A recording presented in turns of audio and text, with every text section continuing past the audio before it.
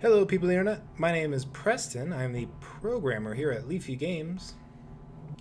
And I'm George the artist, and today we are happy to announce the start of PULSAR's beta. Before we dive into what's new, we'd just like to take a second and describe what beta means for the game and what you all should expect. Beta is where the bulk of content will be added to the game. We're talking about ships, missions, planets, stations, hubs, and all the rest. This doesn't necessarily mean we're finished with the mechanics though. We'll still be adding to, as well as polishing and improving the ones we already have. As always, feedback is still welcome on anything. Hope that all makes sense. Let's talk about what we've been working on. I'll give a quick rundown of some of the new features available in Beta 1. First off, we have a new ship, the Roland. We have a game name in addition to a ship name for multiplayer games. We've added unique ship attributes that are inherent to each ship type. We've added an Iron Man mode, which will delete your saves upon ship destruction. We've greatly improved the save file format so that we can add content in the future without breaking your saves. We've also made some various AI improvements. So the new ship we've added is the Roland-Class Starship. It is owned by the Colonial Union, and if you've been with us for a while, you may have actually seen an earlier version of the ship back in Devlog 11 or 12. Not sure which one, but it's there. The ship itself has been completely redesigned since that devlog and is much bigger, and in fact it has the most interior space of any previous ship to date, so it's a pretty big ship. It has a whopping 48 cargo slots, which is, once again, more than any other ship to date. It starts with a brand new turret, the focus laser beam.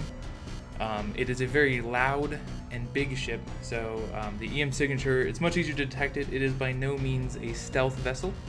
It's very good at cyber defense inherently, and because of its mass, it will be slightly harder to maneuver than smaller ships like the Intrepid. And the ship engine system is much bigger. It's a much bigger engine than normal, and it takes a lot longer. It's a lot harder to damage it, and it's also a lot harder to repair it. So it's sort of an interesting give and take there. And many of these things are new, and we're excited to see how they play out. As the first iteration of the ship, I'm sure we're going to be making many changes as we get your feedback and as we learn from our own experiences with the ship. But we're really excited to see how these, there's lots of interesting experiments here with adding a ton of cargo space and system damage and stuff. So we're interested to see how it plays out. Looking forward to your feedback. Another improvement is that we've changed how multiplayer games are viewed and joined. What I mean is that during the alpha process, your ship name acted as your game's name in the join game menu. From now on going forward, your game name will have its own unique identifier, and the ship name will also be shown on the join game menu, but it can change as you either acquire new ships, or you can now also change your ship's name through the tab menu. So this eliminates some strangeness. For example, if you took over a named ship such as the Grim Cutlass, and two crews had taken over the Grim Cutlass at the same time, then there would effectively be two games with the same name, and it'd be very difficult, if not impossible, to join the right one if you're trying to join one of those crews. It could also potentially cause some networking issues. So we've eliminated that, and now your game name is chosen when you start the game, and the ship name can change as the game goes on. Beta 1 also adds an Iron Man mode that is currently optional. This mode will delete your save file upon ship destruction, so you will have to create a new game. We are considering making this the default option in the future, but for purely testing reasons, we don't want to make it the only option. So we're still playing with ideas on exactly how we're going to implement it, if you're going to get some bonuses, or exactly how it's all going to work. But for now, it's a purely optional thing you can enable, and to make the game sort of a little bit harder and more like we originally intended it to be played. Beta introduces some changes to the save file format. This enables us to keep and discard parts of the save file when we add content to the game. So the previous format, while we could load it between versions of the game, if we added any new content, that new content would not be in your game. So if we added a new planet and you loaded a save file from a previous version that didn't have the planet, you would not be able to find that planet in your galaxy because the galaxy was already generated at the beginning. So this new version will enable us to keep part of the save file while upgrading or regenerating the galaxy so you can get the new content and potentially keep a lot of your save data.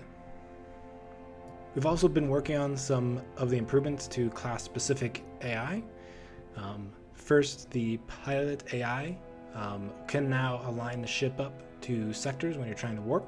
The captain will have to use the star map to set waypoints, but that will inform the pilot AI and he will line up the ship if there's no other ships and you're not in combat.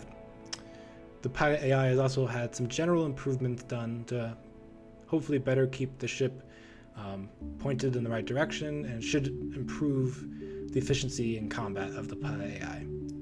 The engineer AI has also had some slight tweaks.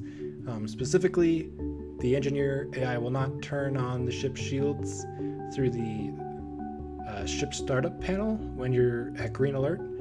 This makes it so you can repair the ship's hull, and the engineer bot won't run over and try to turn on the ship shields while you're trying to repair the hull.